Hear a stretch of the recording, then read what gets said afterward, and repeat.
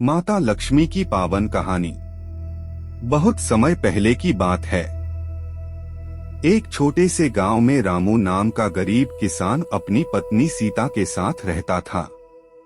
दोनों बहुत मेहनती और ईमानदार थे, लेकिन गरीबी उनका पीछा नहीं छोड़ रही थी।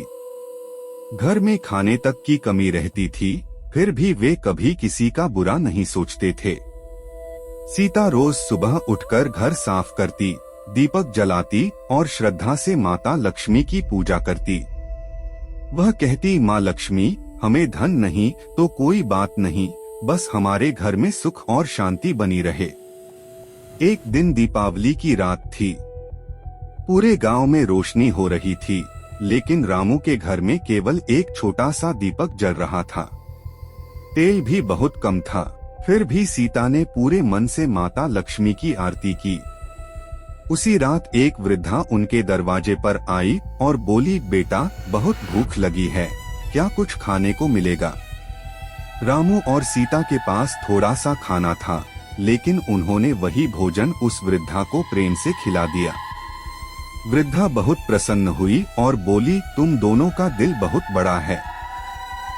जो अपने हिस्से का भोजन भी दूसरों को दे देता है, वहाँ स्वयं माता लक्ष्मी निवास करती हैं।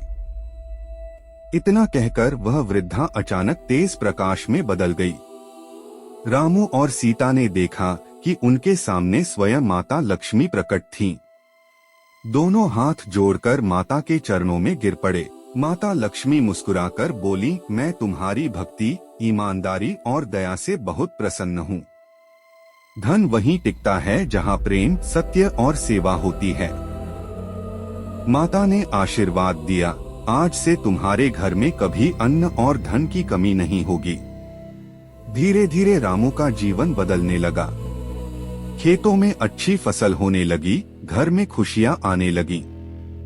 लेकिन सबसे बड़ी बात यह थी कि उन्होंने कभी घमंड नहीं किया और गरीबों की सहायता करते रहे। कहानी से सीख: माता लक्ष्मी केवल धन से नहीं, अच्छे कर्मों से प्रसन्न होती हैं। जहाँ साफ सफाई, ईमानदारी और दया होती है, वहाँ सुख समृद्धि आती है। दूसरों की मदद करने वाला व्यक्ति हमेशा भगवान की कृपा पाता है। जय माता लक्ष्मी।